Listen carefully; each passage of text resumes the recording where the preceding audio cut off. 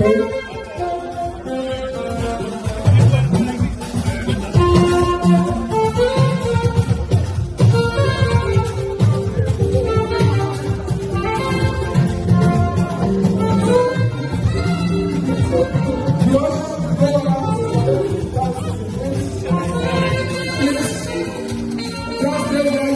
They will come to you and collect you thanksgiving. If you want to dance, you must stand up there where you are. Thank you.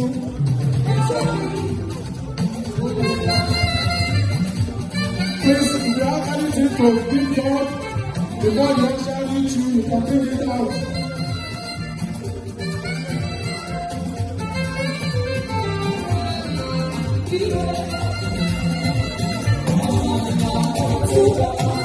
It's time for Thanksgiving, anything you want to give to God. Okay?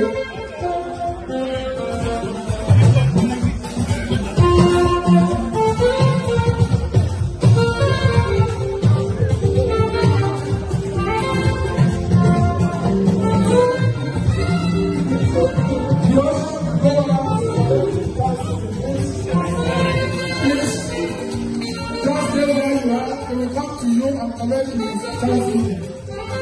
If you want to dance, you must stand up there where you are. Thank you.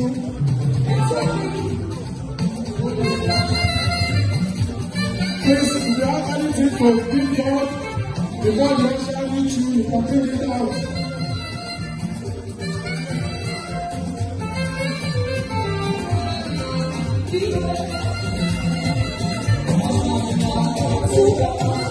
It's time for Thanksgiving, anything you want to give to God.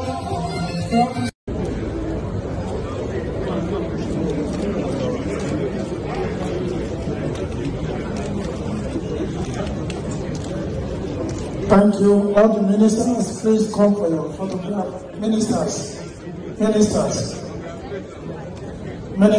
please, officiating ministers, please.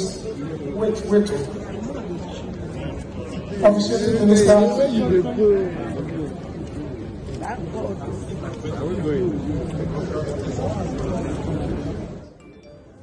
Sorry. I wish you well. Amen. Many children. Amen. Amen. Amen. Amen. Amen. Amen. Amen.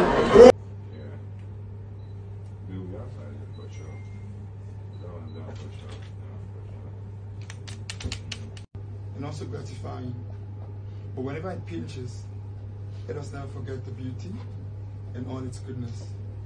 It will never break if you're ready to spot the weak moments and tighten them or fix no matter what. I love you, my baby. I love you, Candy. You've made me happier than I would have ever imagined, and I can't wait to spend the rest of my life with you. Please forget the other one. Change your style. Another one. Another one. Be like that. Thank you so much. It's a wrap. Thank you. To have and to hold. From this day forward. For better, for worse. For richer, for poorer. In sickness.